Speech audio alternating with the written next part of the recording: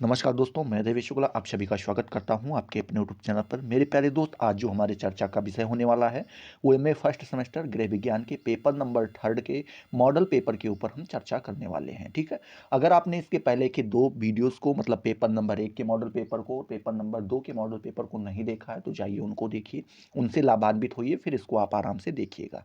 ठीक है, बात करें पेपर नंबर 3 का, नाम यहाँ पे बताया गया है आपका लिंग एवं समानता, ये आपके पेपर का नाम है। ठीक है, तो एक काम कीजिएगा, आप अपनी यूनिवर्सिटी का सिलेबस जरूर उठा लीजिएगा और उसमें देख लीजिएगा क्या पेपर नंबर 3 का नाम लिंग एवं समानता है। फिर आप इसे अच्छे से पढ़ सकते हैं, तैयारी भी कर सकते हैं। अगर नहीं है तो किस पेपर का नाम है, पेपर नंबर 2 का नाम तो नहीं है, 1 का नाम तो नहीं है, या चौथे वाले पेपर का नाम तो नहीं है लिंग एवं समानता। ठीक है, तो ये आपको वहां पे देखना रहेगा, फिर आप आराम से इन चीजों को पढ़िएगा। इससे कुछ होगा नहीं, बस ये हो जाएगा कि अगर आपने यहाँ से पेपर नंबर 3 ये डायरेक्ट देखा वीडियो और इसी से तैयारी की, पता चला आप जब वहाँ पे पेपर देने गए तो वहाँ पे आपके पेपर नंबर 3 का नाम ये था ही नहीं, तो वहाँ पे आपको एक भी प्रश्न आपके सामने नहीं आएंगे। फिर आप कहोगे सर आपने क्या पढ़ाया था, आपका पढ़ाया हुआ एक भी नहीं आया। ठीक है, तो ये प्रॉब्लम्स आपको देखने को मिल सकती हैं। चलिए बात करें, जब प्रश्न पत्र मिलता है मेरे प्यारे दोस्त आप सभी को, तो आप सभी को पता है कि उसको 3 खंड में बांट दिया जाता है। खंड आ मतलब अति लघु उत्तरीय प्रश्न, खंड बा मतलब लघु उत्तरीय प्रश्न, और खंड सा जिसका मतलब हो जाता है दीर्घ उत्तरीय प्रश्न। ठीक है, चलिए बात करते हैं खंड आ अर्थात अति लघु उत्तरीय प्रश्न के बारे में। तो यहाँ पे आपको सभी प्रश्न करने रहते हैं और प्रत्येक प्रश्नों का जवाब जो है 50 शब्दों में आपको देना रहता है। टोटल यहाँ पे आपसे जो है 10 प्रश्न पूछे जाते हैं। यहाँ पे आप देख पा रहे होंगे रोमन अंक में यहाँ से 1 से लेकर के 10 तक पूरा नंबर यहाँ पे डाला गया है। ठीक है, तो इस प्रकार से आप यहाँ पे चलिए देखते हैं पहले नंबर प्रश्न का। पहला प्रश्न पूछा गया है आपसे कि जेंडर की परिभाषा आपको यहाँ पे बतानी है। ठीक है, तो इसका जवाब आपको कुछ इस प्रकार से देना होगा कि जेंडर का अर्थ स्त्री या पुरुष होने की अवस्था से है। कोई भी मनुष्य स्त्री है या पुरुष है, इसी की अवस्था से हम अनुमान लगाते हैं कि उसका जेंडर कौन सा है। ठीक है, अर्थात अगर आप और भी जानना चाहें तो लिख सकते हैं कि अर्थात नारीत्व या पुरुषत्व की अवस्थिति और सामाजिक संदर्भ में इसका अर्थ पुरुष एवं महिलाओं के बीच सामाजिक अंतरों में पाया जाता है। ठीक है, मतलब जो आपको सामाजिक अंतर देखने को मिलता है महिला या पुरुष का, तो आप उससे इसका अर्थ लगा सकते हैं जेंडर का। ठीक है, चलिए आपके आ जाते हैं जूडिथ बटलर महोदय। उन्होंने कहा है कि जेंडर का संबंध समाज द्वारा स्वीकृत क्रियात्मक उपलब्धियों से है। यह या यह कहें कि यह एक ऐसी शैली है जो समाज द्वारा निर्धारित संकेतों, आंदोलनों व अधिनियमों के गठन के तरीकों के रूप में देखी जा सकती है। ठीक है, आपके कौन का कहते हैं, तो ये आपके बटलर महोदय कहते हैं। तो इस प्रकार से आप इसका जवाब आराम से दे पाएंगे। चलिए अगला प्रश्न जो है दूसरा नंबर इसी में दिया गया है, लिंग सिद्धांत नहीं, ये तो तीसरा नंबर प्रश्न दिया गया है। दूसरा प्रश्न पूछा गया है लैंगिक समानता का अर्थ आपको यहाँ पे बताना है। ठीक है, आपका प्रश्न होगा लैंगिक समानता का अर्थ बताइए। तो इसमें आप लिखेंगे कि लैंगिक असमानता, ठीक है, का तात्पर्य लैंगिक आधार पर महिलाओं के साथ भेदभाव से है। मतलब कह रहे हैं कि जैसे लैंगिक असमानता जो है, आप इसका अर्थ इस प्रकार से लगा सकते हैं कि कोई भी काम है तो उसको जब आप ये कहने लगते हैं कि नहीं ये महिलाओं के लिए नहीं है, ये पुरुष के लिए है, या ये पुरुष के लिए नहीं है, ये महिलाओं के लिए है, तो वहाँ पे आप लैंगिक असमानता का जो है क्या कर रहे हैं, अर्थ वहाँ पे लगा सकते हैं। ठीक है, चलिए आगे आपको लिखना होगा परंपरागत रूप से समाज में महिलाओं को कमजोर वर्ग के रूप में देखा जाता है। और ये भी बताते हैं कि लगातार जो है परंपरागत पुराने समय से ही ये हमें देखने को मिल रहा है कि महिलाओं को कमजोर समझा जाता है।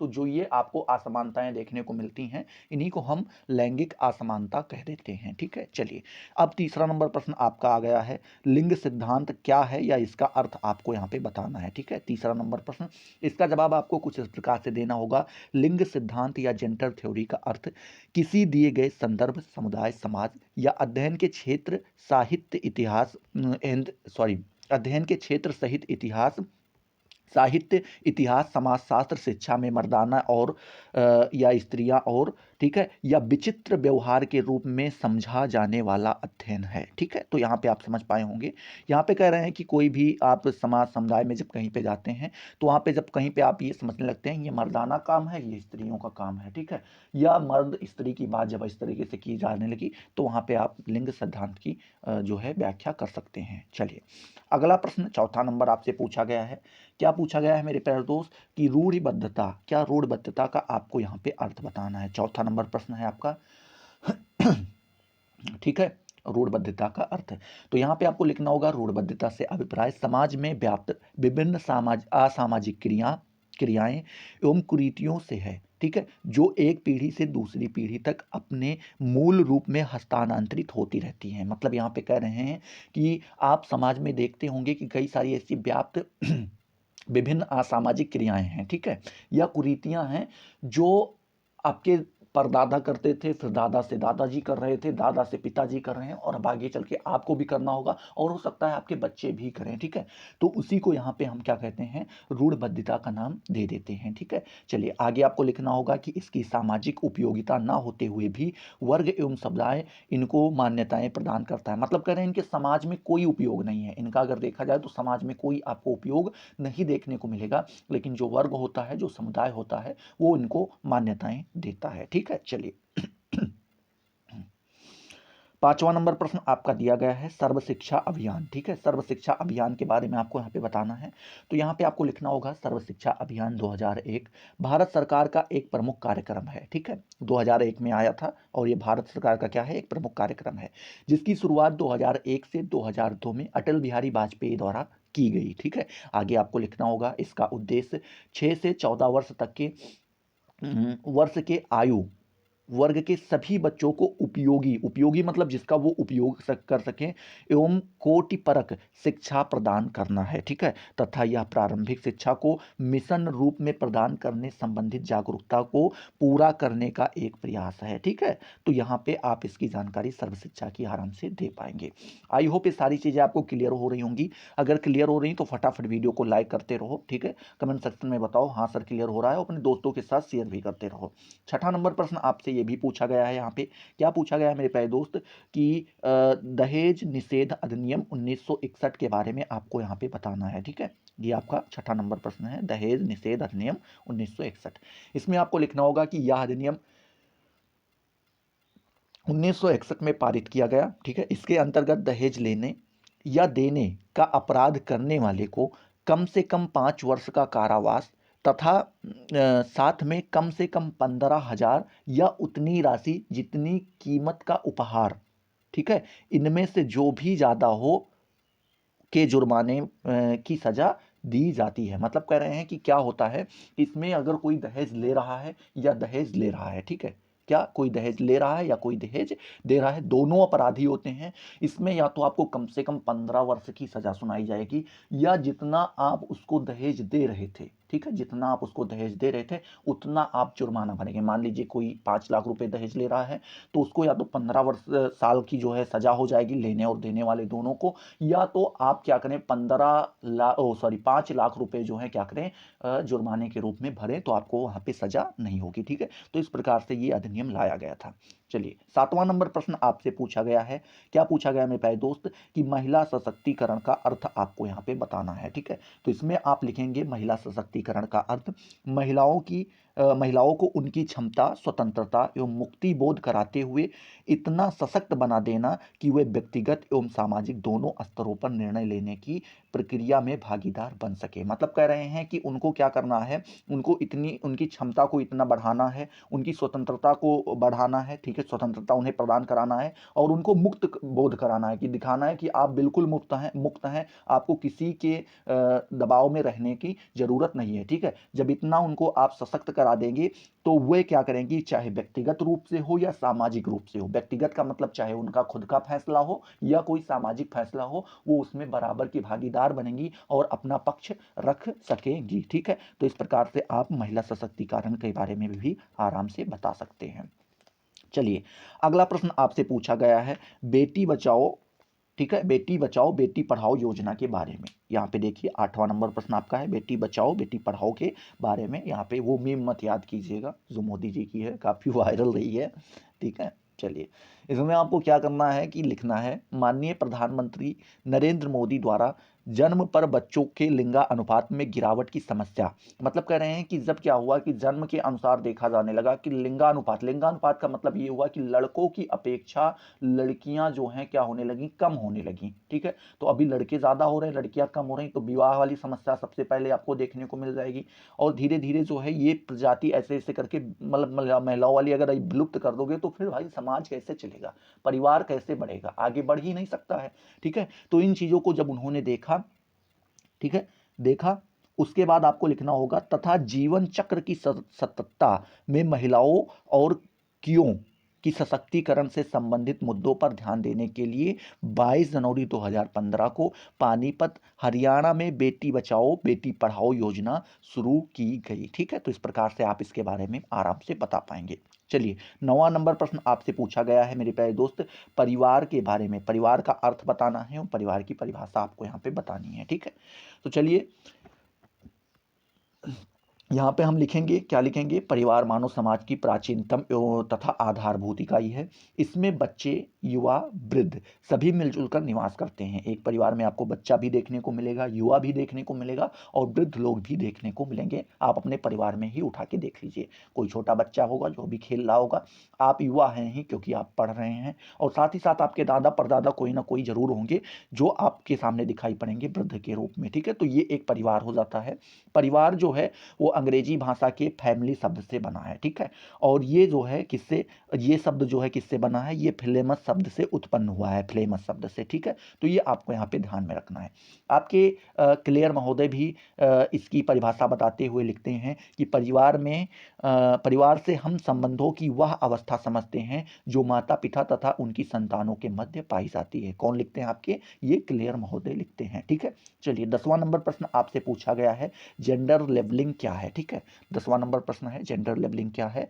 तो इसमें आपको लिखना होगा, लिंग पहचान की प्राप्ति के लिए यह आवश्यक है कि बच्चे यह समझें कि स्वयं सहित प्रत्येक व्यक्ति या तो पुरुष है या महिला है। मतलब कह रहे हैं कि अगर लिंग पहचान की प्राप्ति करना चाहते हैं, ठीक है, तो ये आवश्यक हो जाता है कि बच्चा ये समझ पाए कि पूरे जो समाज है, हमारा जो समाज बना है, उसमें 2 प्रकार के लोग हैं, या तो वो व्यक्ति पुरुष हैं या तो महिला है। ठीक है, लिंग पहचान का आकलन करने वाले उपायों ने बच्चों की खुद और दूसरों की निर्दिष्ट करने के लिए लेबल को समझने और सही प्रकार से उपयोग करने की क्षमता का परीक्षण किया है, जिसे जेंडर लेवलिंग या फिर लिंग लेवलिंग कहा जाता है। ठीक है, तो ये इस प्रकार से आप 10वें नंबर का जवाब भी अच्छे से दे पाएंगे।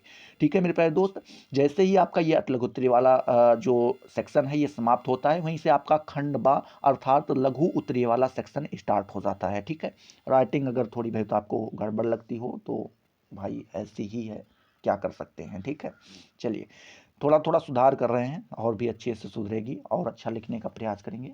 चलिए, तो जो खंड बा होता है आपका, ये खंड बा, इसमें क्या होता है, इसमें भी आपको सभी प्रश्न करने रहते हैं। ध्यान दीजिएगा, यहाँ पे आपसे टोटल 10 प्रश्न पूछे जाएंगे। ठीक है, लेकिन आपको केवल 5 प्रश्नों का जवाब देना रहेगा, क्योंकि यहाँ पे एक अथवा नाम का शब्द जोड़ दिया जाता है। अथवा का मतलब होता है या तो आप ये करो या तो ये करो। जैसे मैंने कहा कि खाना अथवा नाश्ता, तो खाना अथवा नाश्ता का मतलब ये हुआ या तो आप खाना जो है खाएंगे या फिर आप नाश्ता करेंगे, 2 में से कोई एक ही कर पाएंगे, आप दोनों नहीं कर सकते हैं। ठीक है, तो अथवा का मतलब ये हो जाता है, और प्रत्येक प्रश्न का जवाब जो है आपको 200 शब्दों में यहाँ पे आपको देना रहता है। ठीक है, चलिए देखते हैं दूसरा नंबर प्रश्न आपका यहाँ पे दिया गया है, जेंडर एवं सेक्स में अंतर आपको बताना है। ठीक है, ये आपका पहला प्रश्न है, जेंडर एवं सेक्स में।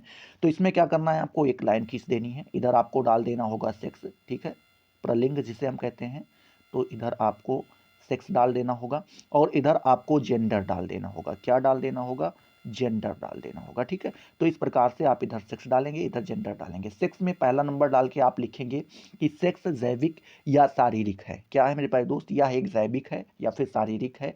यह औरत और मर्द के जननांगों से स्पष्ट हो जाता है। स्त्रियां गर्भ धारण करती हैं और बच्चों को दूध पिलाती हैं। ठीक है, वही चीज़ आप एक नंबर इसमें डालेंगे, किसमें, जेंडर में। इसमें आप लिखेंगे जेंडर सामाजिक सांस्कृतिक है। कैसा है, सामाजिक है, सांस्कृतिक है। वो आपका जैविक था, शारीरिक था, वो शरीर से संबंधित था, और जेंडर जो आपका होता है ये सामाजिक और सांस्कृतिक होता है, ये समाज से अपना संबंध रखता है या संस्कृति से। ठीक है, इसमें आपको लिखना होगा इसका संबंध पुरुषोचित या स्त्रोचित गुणों, व्यवहारों के तरीकों, भूमिकाओं आदि से है। मतलब कह रहे हैं कि कोई भी स्त्री है अगर पुरुषों की तरह व्यवहार कर रही है तो उसका जेंडर जो है पुरुष ही माना जाएगा। और अगर कोई पुरुष स्त्रियों की तरह व्यवहार करता है तो हम उसको स्त्री के जेंडर में ले जाते हैं, ठीक है। लेकिन जो सेक्स होता है, प्रलिंग होता है, ये जननांग के द्वारा जो है निर्धारित किया जाता है। तो इसमें आपको जो है अगर कोई जननांग से स्त्री है तो वो स्त्री ही रहेगी, और अगर पुरुष है तो वो पुरुष ही रहेगा, उसको आप परिवर्तित नहीं कर सकते हैं, ठीक है। चलिए, दूसरा नंबर आपको यहाँ पे डालना होगा सेक्स वाले में। इसमें आपको लिखना होगा सेक्स प्राकृतिक की देन है। क्या है ये? प्राकृतिक रूप से प्राप्त होती है, आप जब पैदा होते हैं साथ ही आपकी आती है, ठीक है। लेकिन जो जेंडर है ये सामाजिक और सांस्कृतिक है, इसे समाज बनाता है, इसे क्या करता है? समाज आपका निर्धारित करता है। अगर आपका व्यवहार लड़कियों की तरह है तो आपको लड़की में जो है लड़की मान लिया जाएगा, ठीक है। वही चीज़ आप 2 नंबर जो है किसमें डालेंगे? जेंडर में डालेंगे, और वहाँ पर आप लिखेंगे कि जेंडर, ये तो हो गया, ठीक है।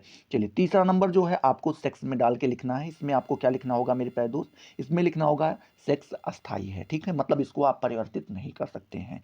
साथ ही साथ अगर आप 3 नंबर इसमें जेंडर में डालें तो जेंडर में आप लिखेंगे, क्या लिखेंगे मेरे प्यारे दोस्त? कि जेंडर जो है आपका वो परिवर्तनशील है, इसको आप बदल भी सकते हैं, ठीक है। चलिए, चौथा जो है आपको सेक्स में डाल के लिखना होगा कि हर जगह व समय शारीरिक रूप से स्त्री व पुरुष के वही अंग होते हैं। मतलब कह रहे हैं कि चाहे जो जगह हो, चाहे जो समय हो, जो शरीर अभी है पुरुष या स्त्री का, वो हमेशा ही उस तरीके से रहेगा। जगह और समय का उसके ऊपर कोई प्रभाव नहीं पड़ता है, ठीक है।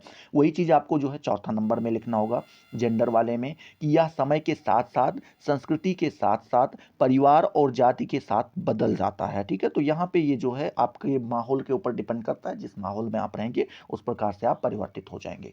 पांचवा नंबर आपको सेक्स में डाल के लिखना होगा कि सेक्स को बदला नहीं जा सकता है, ठीक है। मतलब अगर कोई पुरुष है तो वो पुरुष ही रहेगा, और कोई स्त्री है तो वो स्त्री ही रहेगी, ठीक है। लेकिन जेंडर को बदला जा सकता है, ठीक है। तो आप क्या कर सकते हैं कि अगर आप स्त्री हैं तो आप पुरुष मेल में आप आराम से अपना नाम डलवा सकती हैं, कोई दिक्कत नहीं। तो जेंडर आप बदल सकती हैं, लेकिन जो सेक्स होता है वो बदला नहीं जा सकता है, ठीक है। कभी कभी आपको फॉर्म में देखने को मिलता होगा, कहीं कहीं पे जेंडर का ऑप्शन आता है और कहीं कहीं पे सेक्स का ऑप्शन आता है। तो सेक्स का जब वो ऑप्शन आता है आपका, तो वहाँ पे आपको जो है जो आप हैं वही लिखेंगे, ठीक है। स्त्री हैं तो स्त्री, पुरुष हैं तो पुरुष। लेकिन अगर जेंडर का ऑप्शन आए, अगर उसमें आप स्त्री नहीं भरना चाहती तो आप पुरुष भर सकते हैं, और अगर आप पुरुष नहीं भरना चाहते तो आप स्त्री भर सकते हैं, ठीक है। तो ये दोनों ऑप्शन आपको जेंडर में मिल जाते हैं। चलिए, आई होप ये आपका क्लियर हुआ होगा। दूसरे में यहीं पे अथवा करके एक प्रश्न आपसे और दे दिया गया है कि रूढ़बद्धता के प्रकार बताइए तथा रूढ़बद्धता की समाप्ति के उपाय भी आपको यहाँ पे बताने हैं, ठीक है। कि रूढ़बद्धता कितनी प्रकार की होती है ये आपको बताना है, और इसके उस कैसे समाप्त किया जाए ये भी आपको यहाँ पे बताना है। तो आपको हेडिंग डालना होगा रूढ़बद्धता के प्रकार, ठीक है। और इसमें आपको लिखना होगा कि समाज शास्त्रियों के अनुसार रूढ़ियाँ 2 प्रकार के सामाजिक मानदंड प्रस्तुत करती हैं, ठीक है। पहला सकारात्मक रूढ़बद्ध, ठीक है, और दूसरा नकारात्मक रूढ़बद्ध। सकारात्मक में ये होता है कि कुछ रूढ़ियाँ ऐसी होती हैं जो व्यक्ति से क्या करती हैं, विशेष प्रकार के व्यवहार की अपेक्षा करती हैं, ठीक है। एग्जाम्पल के तौर पे अगर जानना चाहें तो कह सकते हैं कि जीवन में ईमानदार रखो, ठीक है। तो ये क्या करती है, ये सकारात्मक रूढ़बद्धता आपसे जो है अपेक्षा करती है कि आप जीवन में ईमानदार रहेंगे, ठीक है। माता पिता की सेवा करेंगे, माता पिता का आदर करेंगे, ठीक है। दूसरों के साथ अच्छा व्यवहार करेंगे, तो ये आपका सकारात्मक रूढ़बद्धता में आ जाता है। दूसरा जो आपका नकारात्मक रूढ़बद्धता है, इसे हम निषेधात्मक रूढ़बद्धता के नाम से भी जानते हैं, ठीक है। इसमें आपको लिखना होगा कि जो ये सकारात्मक रूढ़बद्धता की विपरीत होता है, निषेधात्मक रूढ़बद्धता, इसमें क्या होता है कि इसमें जो है आपको कोई व्यवहार करने से रोका जाता है। जैसे कि दूसरों के साथ गलत व्यवहार ना करो, यहाँ पे रोक रहे हैं, ठीक है। चोरी करना पाप है, आप चोरी मत कीजिए। वेश्यावृत्ति से दूर रहना चाहिए, ठीक है, या सट्टेबाजी नहीं करनी चाहिए। तो इस प्रकार से आप 3-4 एग्जाम्पल ले सकते हैं कि जब कहीं पे आपको किसी चीज के लिए रोका जाए तो आपका नकारात्मक या निषेधात्मक रूढ़बद्धता हो जाती है, या किसी चीज के लिए अगर आपको प्रोत्साहित किया जाए, बढ़ाया जाए या बताया जाए कि आपको ये करना चाहिए, तो आपका सकारात्मक रूढ़बद्धता हो जाती है, ठीक है। आगे आपको लिखना चाहिए कि अतएव यह कह सकते हैं कि रूढ़ियों में नैतिकता का पर्याप्त प्रभाव रहता है, मतलब नैतिकता जो होती है आपकी वो अच्छे से प्रभाव बनाए रहती है किसके ऊपर, रूढ़ियों के ऊपर, ठीक है। एवं इनका पालन करना भी सामाजिक दृष्टि से महत्वपूर्ण माना जाता है, और जब इसके ऊपर जो है नैतिकता का प्रभाव बना रहता है तो आप इसका पालन जो है कर सकते हैं, और इस सामाजिक दृष्टि से महत्वपूर्ण भी माना जाता है कि आपको इसका पालन करना चाहिए, ठीक है। आगे आपको लिखना होगा, अतः अतिथि का आदर करना, स्त्रियों से आदर पूर्वक व्यवहार करना इत्यादि रूढ़ियों के ही उदाहरण हैं, ठीक है। तो यहाँ पे कह रहे हैं कि जैसे अतिथि आए तो उनका आप आदर करो, स्त्रियों के साथ आदर पूर्वक जो है व्यवहार करो, ये सारी चीजें रूढ़ियों के ही एक उदाहरण होते हैं जिनका पालन सांस्कृतिक मान्यताओं के अनुरूप करना व्यक्ति के लिए महत्वपूर्ण माना जाता है, ठीक है। चलिए अगली हेडिंग आपकी होगी रूढ़िबद्धता की समाप्ति के उपाय, ठीक है। अभी आपने इसके प्रकार देख लिए, दो प्रकार के थे, कौन कौन से, सकारात्मक और नकारात्मक। नकारात्मक को निषेधात्मक के नाम से भी हम लोग जानते थे। अब चलिए रूढ़िबद्धता की समाप्ति हमें कैसे करनी है उसके उपाय भी जान लेते हैं। तो रूढ़िबद्धता को समाप्त करना सरल नहीं है। अगर आप सोच रहे हैं कि किसी भी रूढ़िबद्धता को हम समाप्त कर दें तो उतना आसान नहीं होता, क्योंकि जो है ये बचपन से ही आपको बताया जाता है, चाहे आपके पापा के द्वारा, चाहे आपके दादा दादी, नाना नानी, काका काकी, किसी न किसी के द्वारा बताया जाता है। और जो चीज़ें आपको बचपन में बता दी जाती हैं उसको आप अक्सर सही मान के बैठ जाते हैं, और उनको इतनी जल्दी या इतनी आसानी से छुड़वाना संभव भी नहीं होता है, ठीक है।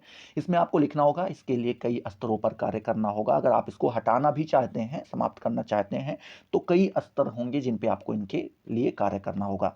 सभी उपकरणों को एकजुट करना पड़ेगा तथा दीर्घकालिक समयावधि को लेकर चलना होगा। मतलब कह रहे हैं कि जितने भी आप तथ्य इकट्ठा करना चाहते हैं, तथ्य, ठीक है, वो आप सभी यहाँ पे इकट्ठा करेंगे, और साथ ही साथ आपको एक लंबा समय जो है देना पड़ेगा इसके पीछे। ऐसा नहीं कि आप आज सोचे और रात में सोए और सुबह जो है आप किसी को शाम को बता के सोए और वो पूरे रात में पूरे गांव में फैल गया और सभी लोग उस चीज़ों को मानने से इनकार करने लगे, ठीक है। इसको आपको कई जगह पे प्रूव भी करना होगा, कई सारी समस्याएं भी झेलनी पड़ेंगी, ठीक है। तो इसकी समाप्ति हेतु कुछ उपाय यहाँ पे बताए गए हैं। पहला उपाय आपका ये बताया गया है कि शिक्षा का व्यापक रूप से प्रचार प्रसार करना। लोग शिक्षित होंगे तभी वो रूढ़वादियों से, रूढ़बद्धता से क्या होंगे, दूर होंगे, ठीक है। दूसरा, आपको प्रौढ़ शिक्षा तथा बालिका शिक्षा पर विशेष बल देना होगा। मतलब ऐसा नहीं कि आप शिक्षा का जो प्रचार प्रसार करें और उसमें प्रौढ़ लोग अशिक्षित ही रह जाएं, और साथ ही साथ बालिकाओं को भी शिक्षा देनी होगी, ठीक है। इसमें कोई भी ना बचे, बालक या बालिका के तौर पर किसी को इग्नोर नहीं किया जाना चाहिए, और प्रौढ़ लोगों को तो बिल्कुल भी इग्नोर नहीं करना, उनको भी शिक्षित करना ही होगा, ठीक है। तीसरा जो है उपाय आपका ये बताया गया है, शिक्षा प्रणाली के दोषों को दूर करके करें से जीवन उपयोगी तथा व्यावसायिक बनाना। मतलब कह रहे हैं कि जो शिक्षा प्रणाली के कुछ दोष हैं उनको दूर करना होगा आपको, और शिक्षा प्रणाली जो आपकी है, जो शिक्षा प्रणाली, उसको कुछ इस प्रकार से बनाना होगा जो आपके जीवन में उपयोगी बन सके और आपके व्यवसाय में भी आपकी मदद कर सके, ठीक है। चलिए चौथा उपाय ये बताया गया है आपका कि अव्यय एवं अवरोधन में कमी लाना होगा। मतलब हर जगह पे आपको जो है रुकना नहीं होगा, आराम से एक चाल पकड़ के चलते ही रहना होगा, ठीक है।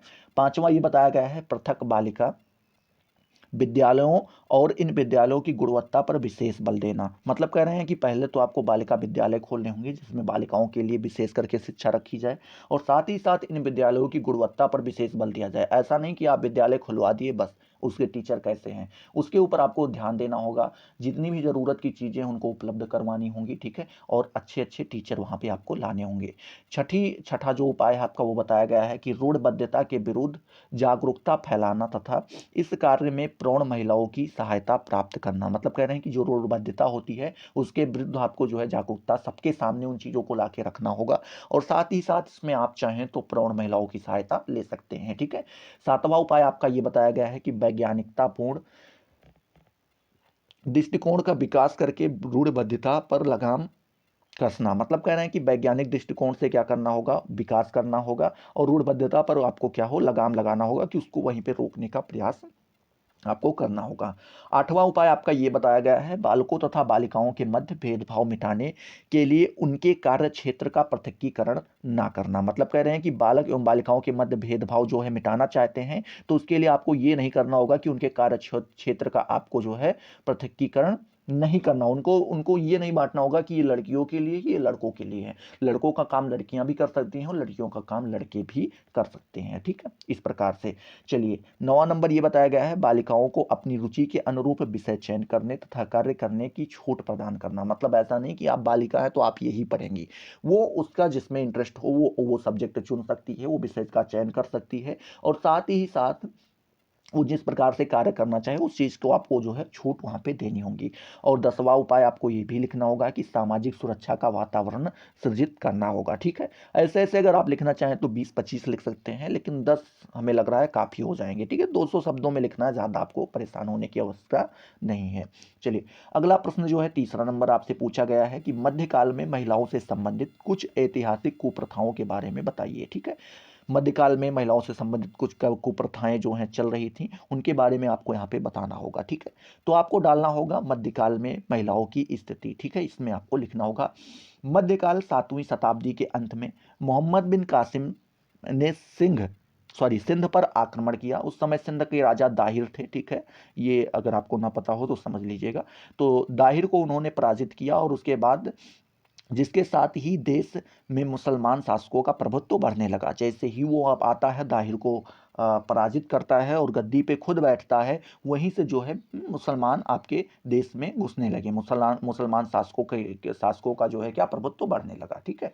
तो आगे आपको लिखना होगा इसी युग में विदेशी आक्रांताओं से बचने के लिए स्त्रियां जौहर की अग्नि में भस्म होने लगी। जौहर का मतलब होता है यहाँ पे कि पति के साथ जब कोई, मान लीजिए किसी का पति मर गया है और पति के साथ ही क्या किया जाए, उसको भी जला दिया जाए, जिंदा ही, कोई दिक्कत नहीं है, तो उसको हम क्या कहते हैं, स्त्री जौहर की अग्नि में भस्म होना कहते हैं, ठीक है। तो वो वहां पे भस्म होने लगी।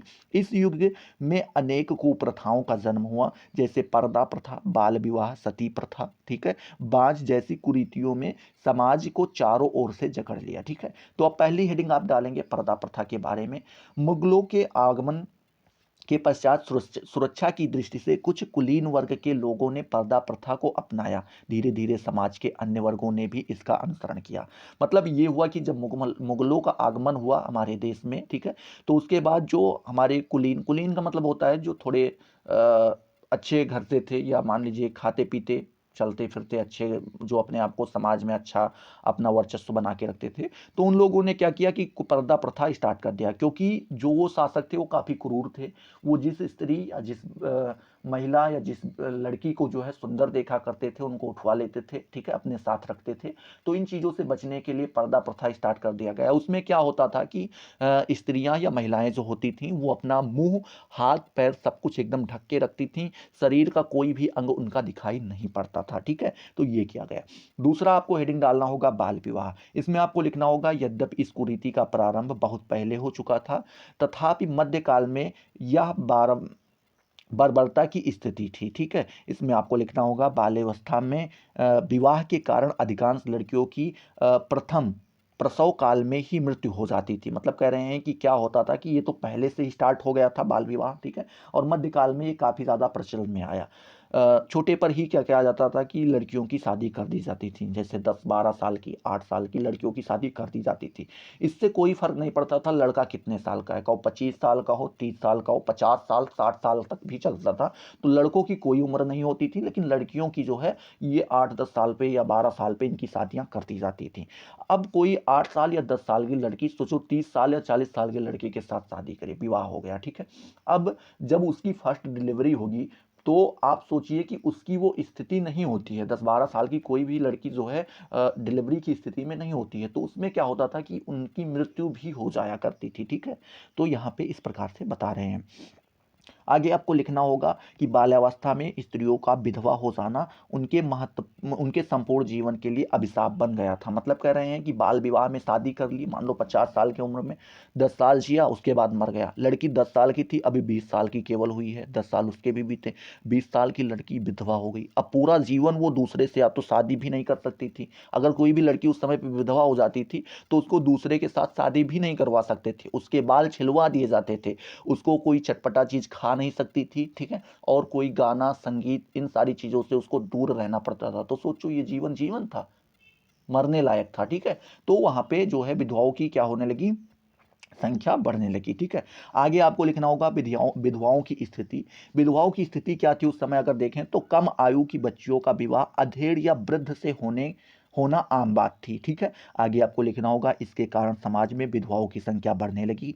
समाज में विधवाओं को पुनर्विवाह का अधिकार प्राप्त नहीं था, मतलब अगर एक बार उनका पति एक्सपायर कर गया तो फिर वो पूरा जीवन विधवा बन के ही गुजारेंगी, दूसरे के साथ विवाह नहीं कर सकती थी, बल्कि विधवा होने के पश्चात उन्हें धर्म सम्मत ढंग से जीवन व्यतीत करने का निर्देश दिया जाता था। ठीक है, इन निर्देश में बाल मुड़वाना पहला काम था। पहले तो जो है किसी लड़की का बाल मुड़वा दिया जाता था जो भी विधवा हुई है। सफेद कपड़े या धोती पहनाई जाती थी। तामसी भोजन से उनको दूर कर दिया जाता था। ठीक है, जीवन में अमोद प्रमोद से दूर रहना रहता था, वो खुश नहीं रह सकती थी, हंस भी नहीं सकती थी खुल के, इस तरीके से बताया गया था। कई बार विधवाएं अपने ही परिवार के पुरुष की कुदृष्टि का शिकार बन जाती थीं। अपनी इस स्थिति की कल्पना करते हुए कई बार स्त्रियां स्वयं ही पति की चिता में कूदकर प्राण त्याग देती थी। ठीक है, तो ये स्थिति थी उस समय की। अब बात करते हैं अगली सता कह रहे हैं सती प्रथा के बारे में। इसमें आपको लिखना होगा इस युग में यह प्रथा अपने विभत्स रूप में थी। ठीक है, मतलब काफी अच्छे तीव्र रूप पे पहुंच चुकी थी। ठीक है, इसमें आपको लिखना होगा पति की चिता के साथ जलकर मरने वाली स्त्रियों का महिमा मंडन किया जाता था। मतलब अगर कोई किसी का पति एक्सपायर कर गया और उसको जलाया जा रहा है, उसमें अगर उसकी पत्नी भी बैठ के जल जाती थी तो उसका महिमा मंडन किया जाता। अरे भैया फलानी की लड़की फलानी की बीवी साथ में जल गई, मतलब भगवान देवी स्वरूप थी, ऐसा बताया जाता था। ठीक है, उसके बाद परिस्थितियां ऐसी निर्मित हो चुकी थी कि पति के मृत्यु के बाद जो पत्नी उनके साथ सती नहीं होना चाहती थी उसे निंदनीय माना जाता था, उसकी बुराई की जाती थी। हटाओ, कैसी पत्नी थी, पति मर गया फिर भी देखो जिंदा घूम रही है, ये नहीं कि उनके साथ जो है निपट लेती। ये सब सोचो, इस प्रकार की चीजें वहां पे हमें देखने को मिल रही थी। ठीक है, अर्थात स्वयं को पवित्रता सिद्ध करने के लिए उनका सती होना आवश्यक था। ठीक है, अगर वो खुद को पवित्र बताना चाहती हैं तो उसके लिए उनको उसी समय पवित्र सती हो जाना ये आवश्यक हो जाता था। ठीक है, तो इस प्रकार से आप लिख पाएंगे। ठीक है, तो ये आपका जवाब क्या हुआ, तीसरे नंबर का। इसी में अथवा करके एक प्रश्न मेरे प्यारे दोस्त आपसे और भी पूछ लिया गया है। ठीक है, अथवा करके क्या पूछ लिया गया है, समाज को बदलने में महिलाओं की क्या भूमिका है, ये आपको यहाँ पे बताना है। ठीक है, मोस्ट इंपॉर्टेंट क्वेश्चन ये आपसे पूछा जा रहा है हर बार। ठीक है, तो प्रश्न क्या था आपका, प्रश्न है कि समाज को बदलने के लिए महिलाओं की क्या भूमिका थी, ये आपको यहाँ पे बताना था। ठीक है, चलिए, तो इसमें आपको लिखना होगा कि महिलाएं समाज के विकास एवं तरक्की में महत्वपूर्ण भूमिका निभाती हैं। ठीक है, आप सभी को पता भी है, इनके बिना विकास तथा समृद्धि समाज की कल्पना नहीं की जा सकती है। अगर ये नहीं है तो आप विकसित समाज या समृद्ध समाज की कल्पना बिल्कुल भी नहीं कर सकते हैं। ब्रिघम यंग ने कहा भी है, क्या कहा है कि अगर आप एक आदमी को शिक्षित कर रहे हैं तो आप सिर्फ एक आदमी को शिक्षित कर रहे हैं। अगर आप एक महिला को शिक्षित कर रहे हैं तो आप आने वाले पूरी पूरी पीढ़ी को शिक्षित कर रहे हैं। आपके कौन कहते हैं, ब्रिघम महोदय कहते हैं। ठीक है, आगे आपको लिखना होगा कि समाज के विकास के लिए यह बेहद जरूरी है कि लड़कियों को शिक्षा में किसी तरह की कमी ना आने दें, क्योंकि उन्हें ही आने वाले समय में लड़कों के साथ समाज में एक नई दिशा देनी है। मतलब कह रहे हैं कि आपको ये ध्यान में रखना होगा कि जो लड़कियां शिक्षा ग्रहण कर रही हैं, जो पढ़ने में इंटरेस्ट ले रही हैं, उनको आपको ये ध्यान में रखना चाहिए कि उनको किसी भी प्रकार की कमी नहीं आने देनी चाहिए, क्योंकि आने वाले समय में लड़कों के साथ खड़े होकर के वही समाज को एक नई दिशा देंगी, नई सोच देंगी। ठीक है, आगे आपको लिखना होगा ब्रिघम यंग की बात को अगर सच माना जाए तो उस हिसाब से अगर कोई आदमी शिक्षित होगा तो वह सिर्फ अपना विकास कर पाएगा, पर वही अगर कोई महिला सही शिक्षा हासिल करती है तो वह अपने साथ साथ पूरे समाज को बदलने की ताकत रखती है। ठीक है, मतलब कह रहे हैं यहाँ पे कि अगर हम ब्रिघम यंग महोदय के बात को ध्यान में रखें तो हम ये कह सकते हैं कि अगर कोई आदमी शिक्षित हुआ तो केवल खुद को विकसित कर पाएगा, अगर वहीं पे कोई स्त्री शिक्षित हो जाती है तो वो पूरे समाज को बदल सकती है। ये कौन आपके कहते हैं, ब्रिघम महोदय कहते हैं। ठीक है, चलिए, आगे आपको लिखना होगा महिलाओं के बिना मनुष्य जीवन की कल्पना भी नहीं की जा सकती है। मतलब कह रहे हैं अगर महिलाएं नहीं हैं तो मनुष्य का जीवन नहीं भी होगा, कल्पना भी आप नहीं कर सकते हैं, और ये सत्य बात है। ठीक है, इसे पागलपन ही कहा जाएगा कि उनकी प्रतिभा को सिर्फ इस तर्क पर नज़रअंदाज कर दिया जाए कि वह मर्द से कम ताकतवर या कम गुणवान है। ठीक है, आगे आपको लिखना होगा भारत में लगभग आधी जनसंख्या का प्रतिनिधित्व तो महिलाएं करती हैं। ठीक है, आधी तो होंगी ही, मतलब यहाँ पे बता रहे हैं कि अगर भारत में देखें तो लगभग आधी जनसंख्या जो है वो किसकी है, महिलाओं की है।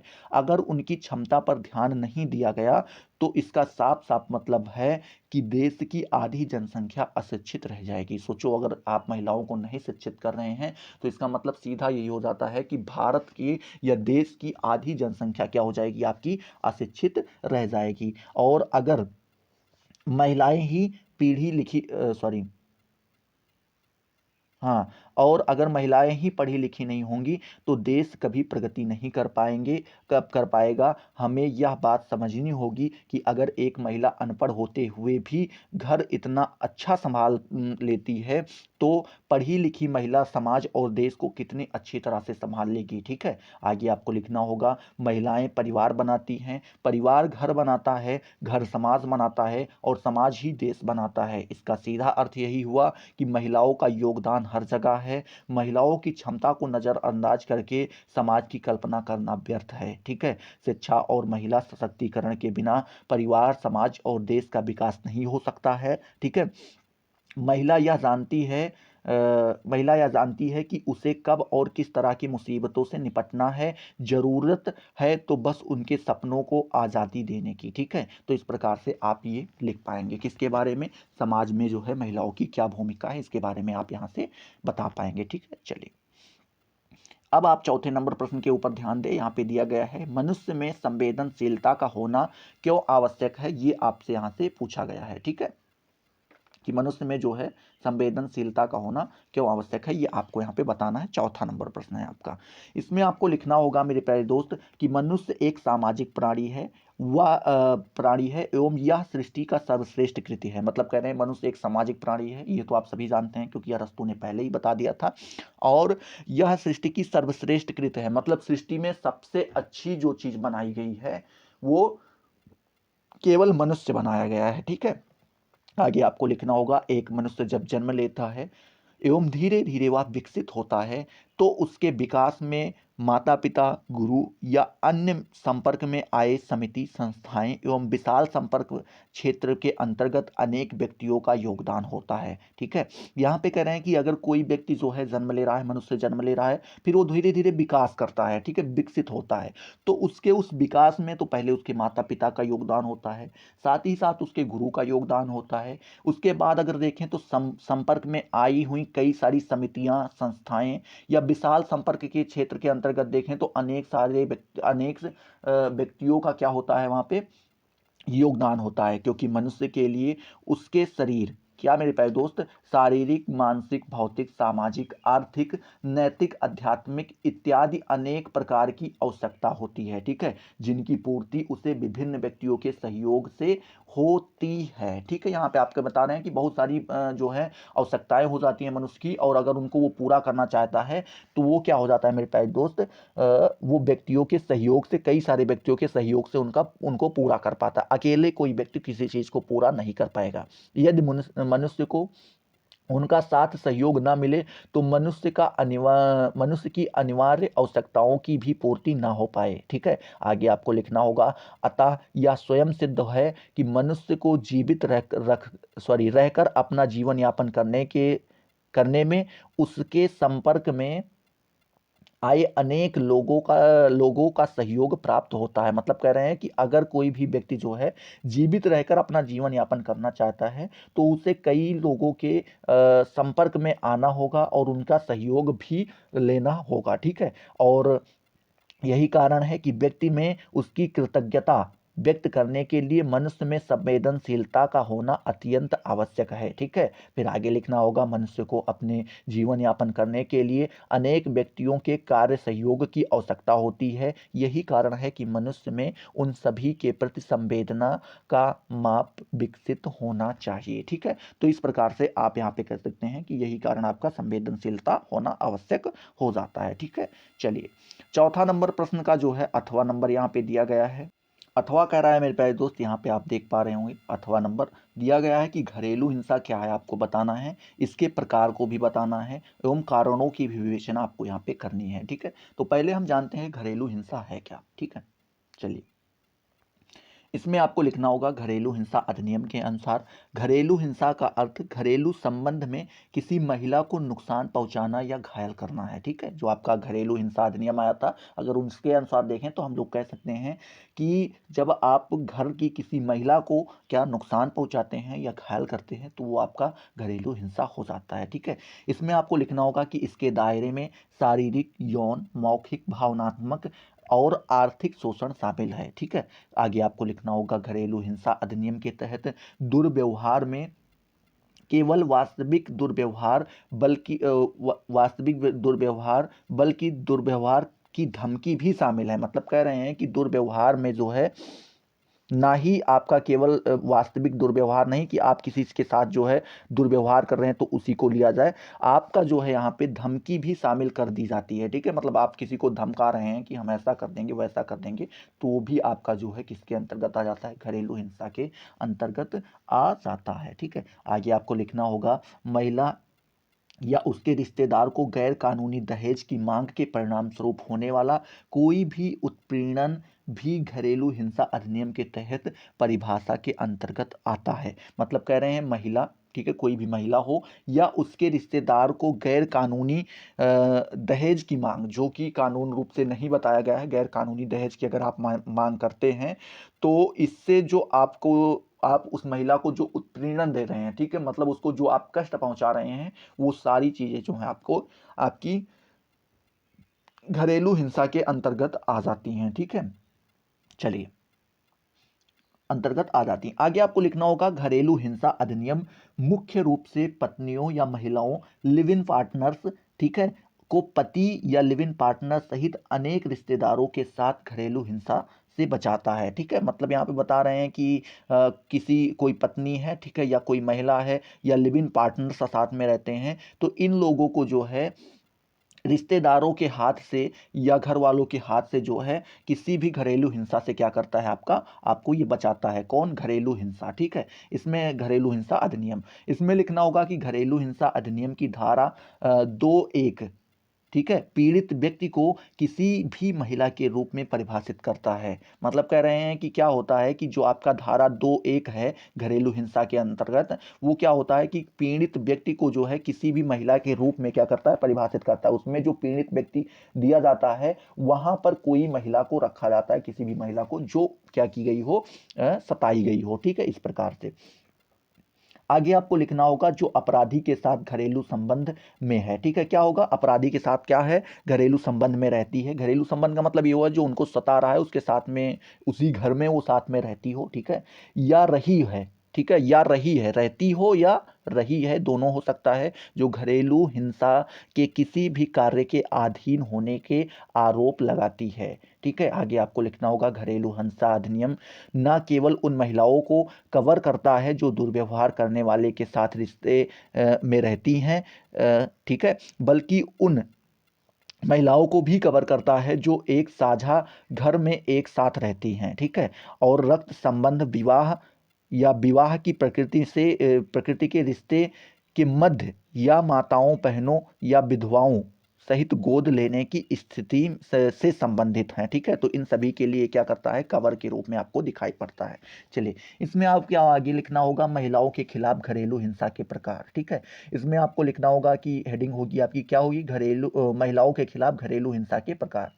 इसमें लिखा जाएगा कि महिलाओं के खिलाफ घरेलू हिंसा के प्रकार शारीरिक, यौन, मौखिक एवं भावनात्मक शोषण से लेकर के आर्थिक शोषण तक हैं। ठीक है, इनमें से पहला आपका आ जाता है शारीरिक शोषण। इसमें आपको लिखना होगा शारीरिक शोषण महिलाओं के खिलाफ घरेलू हिंसा का सबसे प्रमुख रूप से दिखाई देने वाला रूप है। शारीरिक शोषण का मतलब वो हुआ आप किसी को मार रहे हैं, पीट रहे हैं, तो जब आप मारेंगे पीटेंगे तो चोट के निशान जरूर छूट जाते हैं, तो उन चोट के निशान को हम क्या कह देते हैं, दिखा सकते हैं। तो यहाँ पे वही कह रहे हैं कि सबसे प्रमुख रूप से दिखाई देने वाला रूप है। ठीक है, आगे आपको लिखना होगा घरेलू हिंसा अधिनियम में परिभाषित किया गया है कि किसी भी, क्या मेरे प्यारे दोस्त, कि इसमें कोई भी कार्य शामिल है जो पीड़ित के जीवन, ठीक है, अंग या स्वास्थ्य या विकास के लिए शारीरिक दर्द या खतरा पैदा करता है। हमला आपराधिक बल या आपराधिक धमकी शारीरिक शोषण के रूप में है। ठीक है, आप किसी के ऊपर हमला करते हैं या आपराधिक बल लगाते हैं या आपराधिक धमकी देते हैं, तो ये सारी चीज़ें जो हैं आपकी इसके अंतर्गत आ जाती हैं, शारीरिक शोषण के अंतर्गत आ जाती हैं। दूसरा आपका बताया गया है यौन शोषण। इसमें बताया गया है महिलाओं के खिलाफ यौन शोषण या फिर प्रजनन संबंधित दबाव की प्रकृति का है। मतलब कह रहे हैं कि महिला के खिलाफ अगर जो है आप किसी के साथ दुर्व्यवहार करते हैं, उसकी इच्छा के विरुद्ध करते हैं, तो उसको यौन शोषण के अंतर्गत लाया जाता है। आमतौर पर मैरिटल रेप को यौन शोषण के दायरे में आना चाहिए। मतलब कह रहे हैं कि किसी की शादी हो गई, उसके बाद भी अगर कोई ज़बरदस्ती कर रहा है ना मन होने के कारण भी, तो उसको जो है हम क्या यौन शोषण के दायरे में ले आते हैं। हालांकि वैवाहिक बलात्कार तब तक गैरकानूनी नहीं है जब तक कि पत्नी की आयु 15 वर्ष से कम ना हो। मतलब कह रहे हैं कि तब तक जो है आपको इसे वैवाहिक बलात्कार के रूप में नहीं मानेंगे जब तक कि जो महिला है वो 15 वर्ष से कम नहीं है। अगर 15 वर्ष से ऊपर है तो आप उसको वैवाहिक जो है बलात्कार नहीं मानेंगे। ठीक है, वो उसके अंतर्गत नहीं आएगा। आगे आपको लिखना होगा तीसरा नंबर, मौखिक या भावनात्मक दुर्व्यवहार। ठीक है, इसमें आपको लिखना होगा मौखिक दुर्व्यवहार में महिलाओं के खिलाफ घरेलू हिंसा के दौरान घरेलू संबंधों द्वारा की गई टिप्पणी धमकियां शामिल है। मतलब कह रहे हैं कि आप क्या कर रहे हैं कि मौखिक व्यवहार के अंतर्गत महिलाओं के खिलाफ, कोई भी महिला है उसके खिलाफ आप घरेलू हिंसा के दौरान क्या कर रहे हैं, घरेलू संबंधित कोई टिप्पणी कर रहे हैं या धमकी दे रहे हैं। ठीक है, कुछ ऐसा चीज बोल रहे हैं जो उसको बुरा लग रहा है। ठीक है, बोल ही रहे हैं, केवल आप मारपीट बिल्कुल नहीं रहे हैं, केवल आप बोल रहे हैं कुछ ऐसा चीज बोल रहे जो उसको बिल्कुल बुरा लगा या उससे उसको हानि हुई, तो उस वो चीजें जो है आपकी मौखिक या भावनात्मक दुर्व्यवहार में आ जाती हैं। मौखिक दुरुपयोग आगे चलकर भावनात्मक दुरुपयोग या मानवाधिकार के दृष्टिकोण से घरेलू हिंसा के एक अविश्वसनीय रूप से सामान्य रूप में ले आता है। ठीक है, ले जाता है। तो इस प्रकार से आप इसके बारे में बता पाएंगे। चौथा आपका बताया गया है आर्थिक शोषण। इसमें लिखना होगा कि घरेलू हिंसा अधिनियम के तहत दुर्व्यवहार की श्रेणी में आर्थिक दुर्व्यवहार को शामिल करना सरकार द्वारा एक उल्लेखनीय कदम है। ठीक है, आर्थिक दुर्व्यवहार को आमतौर पर पीड़ित और उसके बच्चों को वित्तीय संसाधनों संपत्ति के उपयोग से वंचित करने की धमकी के रूप में वर्णित है। मतलब कह रहे हैं आपने किसी के साथ शादी की, अब उसको या उसके बच्चों, मतलब उसके द्वारा जो उत्पन्न हुए बच्चे हैं, ठीक है, जो जन्म लिए हैं उस महिला के द्वारा, उनको या उस महिला को आप अपनी संपत्ति को यूज करने से रोकते हैं। मतलब आप कह रहे हैं कि नहीं, हम क्या करेंगे कि ये हमारा लाया हुआ है, आप इसका उपयोग नहीं करेंगे। ठीक है, या आप उसको रोकते हैं या आप उसको रोकने की धमकी देते हैं, तो ये आपका आर्थिक शोषण के अंतर्गत आ जाता है और ये भी आपका घरेलू हिंसा का जो है क्या एक रूप बन जाता है। चलिए, अगला जो है आपको हेडिंग डालना होगा भारत में घरेलू हिंसा के कारण। भारत में क्या ऐसे कारण हैं जो आपको घरेलू हिंसाएं देखने को मिलती हैं। ठीक है, तो ऐसा कोई एक समान या एकल कारण नहीं है। ठीक है, आप कोई एक कारण नहीं बता सकते कि बता दिए और उससे जो है पूरे सभी चीज शामिल होंगे। कई सारे कारण हैं जो घरेलू हिंसा की ओर ले जाते हैं। यह विभिन्न सामाजिक या व्यवहारिक, ऐतिहासिक, धार्मिक और सांस्कृतिक कारकों का एक संयोजन है जो महिलाओं के खिलाफ घरेलू हिंसा को बढ़ावा देता है। पहला आपका जाता है सामाजिक या व्यवहारिक कारक। इसमें आपको लिखना होगा समाजशास्त्रीय, व्यवहारिक और सांस्कृतिक कारकों में क्रोध के मुद्दे, ठीक है, आक्रामक रवैया या गरीबी, आर्थिक कठिनाई, ठीक है, उसके बाद स्थिति में अंतर, ठीक है, नियंत्रित प्रभुत्व प्रकृति, नशीली दवाओं की लत, ठीक है, उसके बाद पालन पोषण और मनोवैज्ञानिक अस्थिर जैसे कारक शामिल हैं। दूसरों के बीच में विवाहेतर संबंधों या भरोसे की कमी के कारण वैवाहिक जिम्मेदारियों की उपेक्षा घरेलू हिंसा की योगदान देती है। मतलब यहाँ पे आपका इसके अंतर्गत आप देखना चाहें तो केवल ये कह सकते हैं कि मान लीजिए किसी के व्यवहारिक और सांस्कृतिक कारकों में जो है क्या होगा, क्रोध हुआ। आपने किसी चीज को बता रखा था कि ये नहीं करना है और उसने उसको नहीं माना, तो आपके अंदर क्रोध उत्पन्न हुआ। ठीक है, तो ये आपका पहला कारण बन जाता है। आक्रामक और क्रोध के कारण आप कोई आक्रामक रवैया करते हैं, मतलब कोई ऐसा काम करते हैं जिससे सामने वाली स्त्री को क्या हो रहा है, उससे नुकसान पहुंच रहा है, तो ये पहला कारण बन जाता है। दूसरा, आर्थिक या गरीबी कठिनाई, जब आपके पास आर्थिक या गरीबी कठिनाई है और आपको जो है उसका निवारण नहीं मिल रहा है और आप उसका गुस्सा जो है पत्नी के ऊपर उतार रहे हैं, तो वो भी आपका हो जाता है। ठीक है, स्थिति में अंतर, मान लीजिए पहले आप अमीर थे, थोड़ा बहुत पैसा आपके पास रहता था, अभी नहीं रह रहा है, तो आप उसका व्यवहार, उसका रूप जो है, उसका क्रोध दूसरे के ऊपर उतार रहे हैं, तो वो भी हो जाता है। ठीक है, उसके बाद नियंत्रित प्रभुत्व या प्रभुत्व प्रकृति, मतलब कह रहे हैं आप किसी के ऊपर अपना प्रभुत्व दिखाना चाहते हैं, आपने विवाह करके आप अपनी साथ किसी स्त्री को लेकर के आए, अब उसके ऊपर आप अपना प्रभुत्व दिखाना चाहते हैं, मैं जैसा कहूँ वैसा ही करना, तुम हिलोगी नहीं, मैंने कहा था वहां पर नहीं जाना तो नहीं जाना। तो इस प्रकार से जब आप क्या करते हैं, किसी के ऊपर प्रभुत्व दिखाने लगते हैं या नियंत्रित करने लगते हैं, तो ये भी आपका जो है किसमें, घरेलू हिंसा के अंतर्गत आ जाता है। या नशीली दवाओं का लत हो जाता है, या पालन पोषण, इस प्रकार से कई सारे कारण हो जाते हैं। दूसरा कारण आपका जो है ऐतिहासिक कारण दिया गया है, इसमें आप लिख सकते हैं कि ऐतिहासिक कारकों का पता पितृसत्ता और श्रेष्ठता की अंतर्निहित बुराई से लगाया जा सकता है, जो पुरुष के बीच सदियों से चली आ रही है। मतलब कह रहे हैं कि ये क्या होता है कि पहले मान लीजिए जैसे आपके घर में कोई होगा, एक आदमी शासन कर रहा होगा, दादाजी होंगे या बड़े पापा होंगे या पापा होंगे, कोई भी हो सकता है, वो शासन कर रहा है। अब आप देखें कि उनके सामने कोई भी स्त्रियां बोल नहीं रही हैं, घर की सभी औरतें एकदम चुप, वो आए तो एकदम चुप, खाना खाए चले गए, उनसे कोई बोलने वाला नहीं है। उसके बाद आपने उनको देखा, आपने कॉपी की, अब आप करने लगे या आपके पिताजी करने लगे, फिर आप करने लगेंगे, आपके बच्चे करने लगेंगे, तो ये चीज़ें जो हो जाती हैं वो आपके ऐतिहासिक कारक हो जाते हैं। ठीक है, उसके बाद तीसरा आपका आ जाता है धार्मिक कारक। इसमें आपको लिखना होगा महिलाओं पर वर्चस्व एक सूक्ष्म रूप यदि प्रत्यक्ष और स्पष्ट नहीं है, मतलब कह रहे हैं, आगे बता रहे हैं, कह रहे हैं कि महिलाओं पर वर्चस्व क्या है, एक सूक्ष्म रूप, ठीक है, एक छोटा सा, बहुत छोटा सा रूप है। पहले अगर आप देखें तो पहले से ही महिलाओं के ऊपर वर्चस्व शामिल किया जा रहा है। यदि प्रत्यक्ष और स्पष्ट नहीं है तो धार्मिक संस्कारों में परिलक्षित होता है। ठीक है, आगे आपको लिखना होगा या महिलाओं के खिलाफ घरेलू हिंसा के अपराध में भी योगदान देता है। तो इस प्रकार से आप इसकी जानकारी दे पाएंगे। अब 5वां नंबर प्रश्न यहीं पे दिया गया है, महिला अधिकार से आप क्या समझते हैं। ठीक है, क्या प्रश्न है कि महिला अधिकार से आप क्या समझते हैं, आपको यहाँ पे बताना है। और आगे इसी में और भी पूछा गया है, क्या पूछा गया है मेरे प्यारे दोस्त, कि महिलाओं के अधिकार के बारे में बताइए। ठीक है, महिला अधिकार के बारे में आपको यहाँ पे बताना है। ठीक है, चलिए तो इसके बारे में हम देखते हैं। इसमें आपको लिखना होगा मेरे प्यारे दोस्त, क्या लिखना होगा कि महिलाओं का अधिकार वह अधिकार है जो प्रत्येक महिला या बालिका का विश्वव्यापी समाजों में पहचान हुआ जन्मसिद्ध अधिकार या हक है। ठीक है, पहला आप समझिए क्या कह रहे हैं कि महिलाओं का अधिकार वह अधिकार है जो प्रत्येक महिला या बालिका का क्या है, विश्वव्यापी समाज में पहचान हुआ जन्मसिद्ध अधिकार या हक है। 19वीं सदी में महिला हक संग्राम और 20वीं सदी में फेमिनिस्ट आंदोलन का यह आधार रहा है। ठीक है, आगे आपको लिखना होगा कई देशों में यह हक कानूनी तौर पर, ठीक है, अंदरूनी समाज द्वारा लोगों के व्यवहार में लागू होता है। ठीक है, तो कई देशों में यह प्रचलित नहीं है। ठीक है, आगे आपको लिखना होगा कई देशों में व्यापक तौर पर मानवाधिकार का दावा निहित ऐतिहासिक और परंपरागत सुझाव के नाम पर महिलाओं और बालिकाओं का हक पुरुषों और बालकों के पक्ष में दिया जाता है। ठीक है, महिलाओं के अधिकार के विषय में कुछ हक अखंडता और स्वायत्तता, शारीरिक कार्य करने की आज़ादी, यौन हिंसा की मुक्ति, ठीक है, मत देने की आज़ादी, सार्वजनिक पद धारण करने की आज़ादी, कानूनी कारोबार में प्रवेश करने की आज़ादी, पारिवारिक कानून में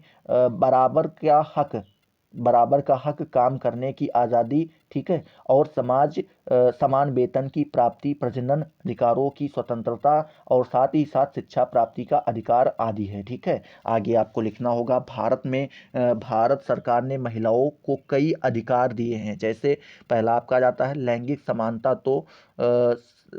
समानता हो या नौकरी चाकरी, ठीक है, में पुरुषों के बराबर की हिस्सेदारी, गरिमा और शालीनता से जीने का अधिकार हो, या ऑफिस दफ्तर में उत्पीड़न से सुरक्षा, महिलाओं से जुड़े ऐसे कई अधिकार हैं जिनके बारे में हमें जरूर जानना चाहिए। भारत में लैंगिक समानता के आधार पर महिलाओं को मिले 11 अधिकार निम्नलिखित हैं। पहला अधिकार आपका ये बताया गया है कि समान मेहनताना का अधिकार। इसमें क्या होता है कि कोई भी महिला है और पुरुष है, दोनों अगर एक पद पे काम कर रहे हैं तो इसमें आपको क्या होगा, बराबर सैलरी दी जाएगी। उसमें कोई भेदभाव नहीं किया जाएगा कि ये महिला है तो इसी काम के लिए इसको कम दिया जाए या ये पुरुष है तो इनको ज्यादा दिया जाए। ठीक है, इस प्रकार से। दूसरा ये बताया गया है गरिमा और शालीनता का अधिकार। मतलब कह रहे हैं महिला को गरिमा और शालीनता से जीने का अधिकार मिला है। ठीक है, किसी मामले में अगर महिला आरोपी है, उसके साथ कोई मेडिकल परीक्षण हो रहा है तो यह काम किसी दूसरी महिला के मौजूदगी में ही होना चाहिए। मतलब कह रहे हैं ऐसा नहीं है कि वहाँ पे जो है कोई मेडिकल काम हो रहा है और वहाँ पे कोई पुरुष कर रहा है, वहाँ पे जब तक कोई महिला या लेडी डॉक्टर नहीं होगी तब तक आप उसको टच भी नहीं करेंगे। आप ये पुलिस वाले में भी देखने को पाते होंगे कि अगर कोई ऐसा अपराध हुआ है तो वहाँ पे जब तक लेडीज कांस्टेबल नहीं आ जाएगी तब तक आपके साथ कोई भी दुर्व्यवहार नहीं किया जाएगा। ठीक है, चलिए। तीसरा बताया गया है दफ्तर या कार्यालय पर उत्पीड़न से सुरक्षा। ठीक है, भारतीय कानून के मुताबिक अगर किसी महिला के खिलाफ दफ्तर या कार्यालय पर शारीरिक उत्पीड़न या यौन उत्पीड़न होता है तो उसे शिकायत दर्ज करने का अधिकार है। इस कानून के तहत महिला 3 महीने की अवधि के भीतर ब्रांच ऑफिस में इंटरनल इंटरनल कंप्लेंट, ठीक है, क्या कंप्लेंट कमिटी आईसीसी को लिखित शिकायत दे सकती है। चौथा आपको लिखना होगा घरेलू हिंसा के खिलाफ अधिकार। इसमें आपको लिखना होगा भारतीय संविधान की धारा 498 के अंतर्गत पत्नी, महिला, ठीक है, लिविंग पार्टनर्स या किसी घर में रहने वाली महिला को घरेलू हिंसा के खिलाफ आवाज उठाने का अधिकार है। पति, मेल लिव इन पार्टनर्स या रिश्तेदार अपने परिवार के महिलाओं के खिलाफ जुबानी, आर्थिक, ठीक है, उसके बाद जबरदस्ती या और यौन हिंसा नहीं कर सकते हैं। आरोपी को 3 साल गैर जमानती कारावास की सजा हो सकती है या जुर्माना भरना पड़ सकता है। ठीक है, तो यहाँ पे क्या होगा, अगर आप ऐसा कुछ करते हैं तो आपको गैर जमानती मतलब आपको बेल भी नहीं होगी 3 साल तक। उसके बाद आपकी हो सकती है बेल हो जाए, पर मुकदमा जो है आपका पूरा जीवन आपके साथ चलेगा।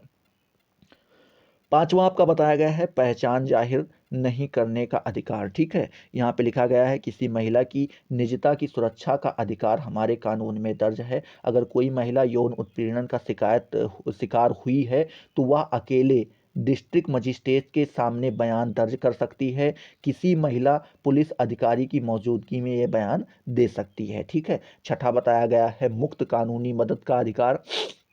मुफ्त कानूनी मदद का अधिकार, इसमें आपको लिखना होगा कि legal services authority sorry authorities act के मुताबिक बलात्कार का शिकार महिला को मुफ्त कानूनी सलाह पाने का अधिकार है। लीगल सर्विस अथॉरिटी के तरफ से किसी महिला वकील का इंतजाम किया जाता है। ठीक है, सातवां रात में महिला को नहीं कर सकते गिरफ्तार। ठीक है, यहाँ पे ये सातवां अधिकार दिया जाता है कि कोई भी महिला अगर किसी भी प्रकार की वो क्या कहते हैं अपराध करती है तो आप उसको रात में नहीं गिरफ्तार कर सकते हैं। जब तक दिन रहेगा तभी आप उसको जो है क्या कर सकते हैं, गिरफ्तार कर सकते हैं। आठवां जो दिया गया है वो दिया गया है क्या मेरे प्यारे दोस्त, कि वर्चुअल शिकायत दर्ज करने का अधिकार। कोई भी महिला वर्चुअल तरीके से अपनी शिकायत दर्ज कर सकती है। इसमें वह ईमेल का सहारा ले सकती है। महिला चाहे तो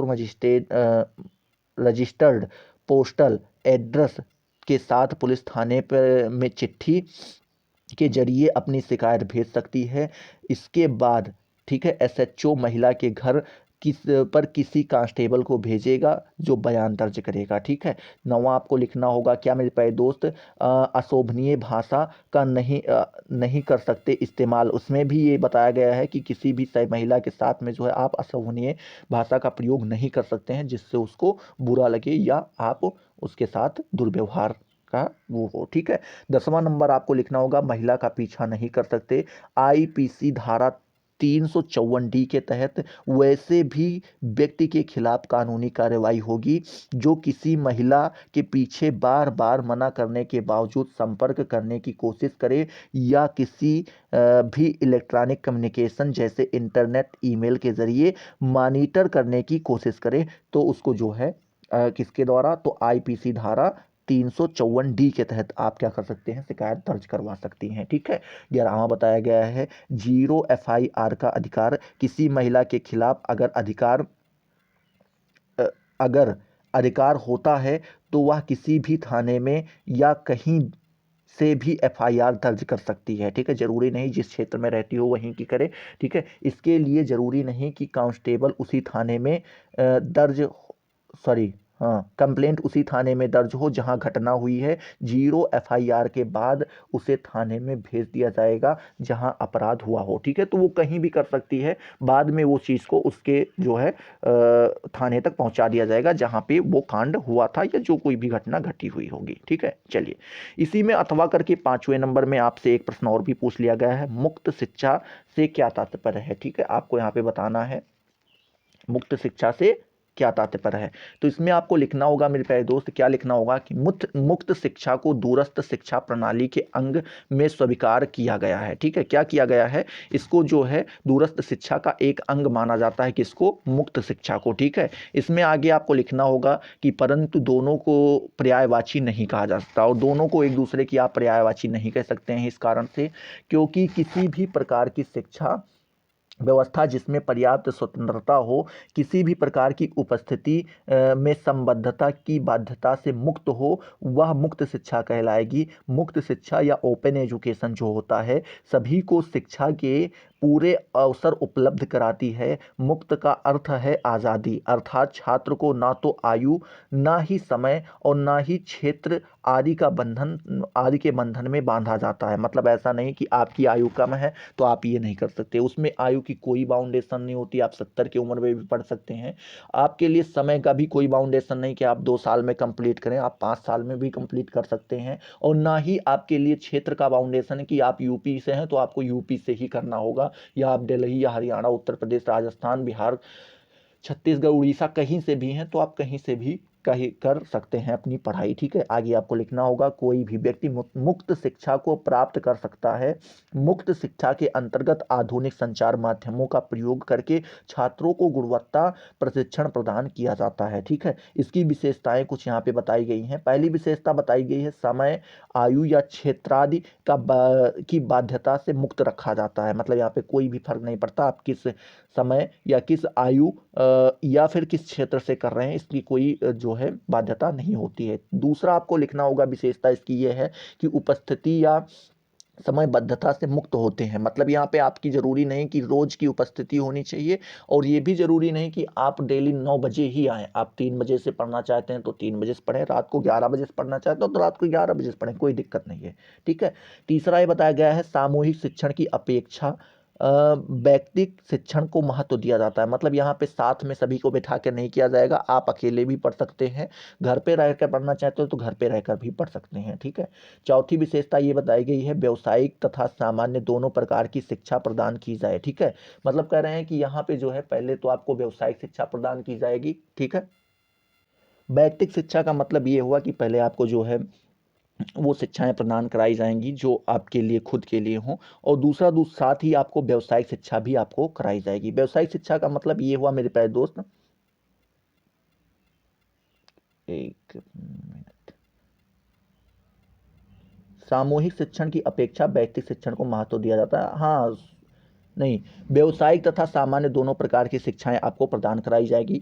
पांचवी विशेषता ये बताई गई है सभी स्तरों पर यह शिक्षा व्यवस्था उपलब्ध है। ठीक है। और छठा आपका ये बताया गया है विषय के चयन की छूट होती है। जरूरी नहीं कि आप बायो ही लें, बायो मैथ दोनों साथ में लेकर के चल सकते हैं। इस प्रकार मुक्त शिक्षा व्यवस्था बदलती हुई सामाजिक आवश्यकताओं की पूर्ति में तथा व्यक्तिगत दक्षता बढ़ाने के अवसर प्रदान करने का कार्य करती है। ठीक है।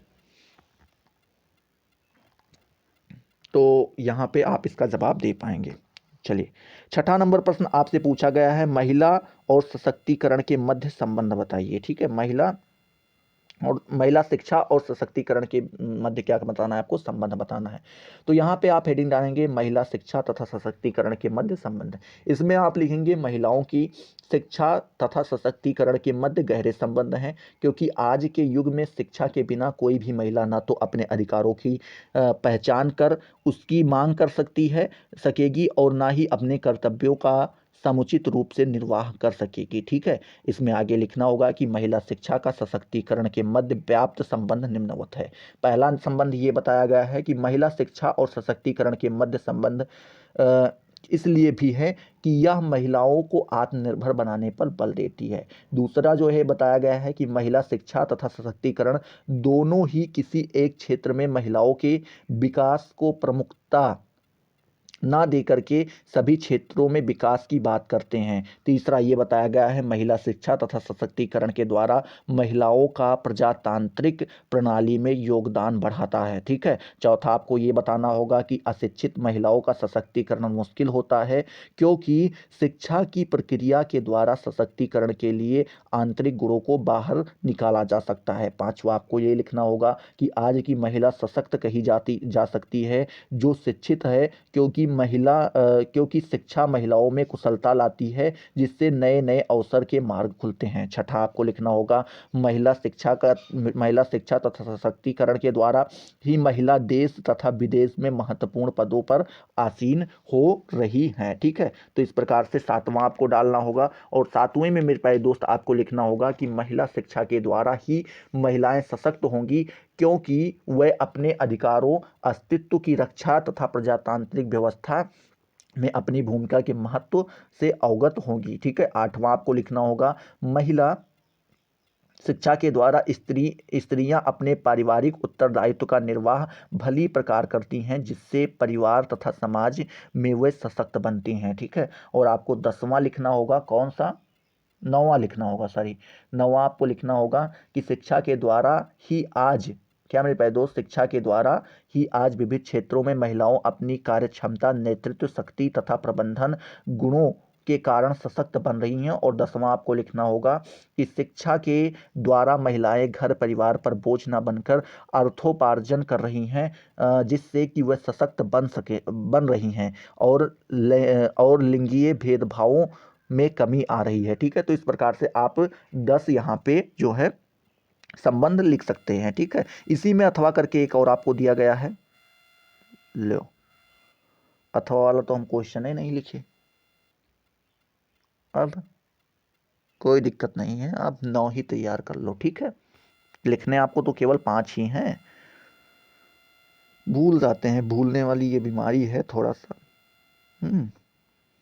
चलो आगे आप देखेंगे, आगे यहाँ पे 7 नंबर खंड साप का आ जाता है मेरे प्यारे दोस्त, जैसे ही बात समाप्त होता है। यहाँ पे आपको केवल 2 प्रश्न करने रहते हैं और प्रत्येक प्रश्नों के जवाब आपको 500 शब्दों में यहाँ पे देना रहता है। ठीक है, चलिए देखते हैं, आपका जो 7वां नंबर प्रश्न है वो दिया गया है, समाज में पाई जाने वाली बुनियादी लिंग असमानताओं के बारे में बताना है। ठीक है, 8वां नंबर प्रश्न आपसे पूछा गया है, रूढ़बद्धता से क्या तात्पर्य है। भारतीय समाज में व्याप्त लिंगीय रूढ़बद्धता की विवेचना आपको यहाँ पे करनी है। ठीक है, 9वां नंबर प्रश्न दिया गया है कि आधुनिक काल में महिलाओं के अधिकारों की सुरक्षा की विवेचना कीजिए। 10वां नंबर प्रश्न आपसे यहाँ से दिया गया है, पूछा गया है कि परिवार के कार्यों की विवेचना करनी है। और 11वां नंबर आपसे पूछा गया है, स्त्रियों की औपचारिक शिक्षा की आवश्यकता तथा महत्व को आपको यहाँ पे बताना है। ठीक है, तो इसमें से आपको केवल 2 करना रहेगा, आराम से आप तैयार कर लीजिए। आई होप ये सारी चीजें आपको क्लियर हुई होंगी। अगर क्लियर हुई तो फटाफट वीडियो को लाइक करो, अपने दोस्तों के साथ शेयर करो। अभी तक अगर आपने चैनल को सब्सक्राइब नहीं किया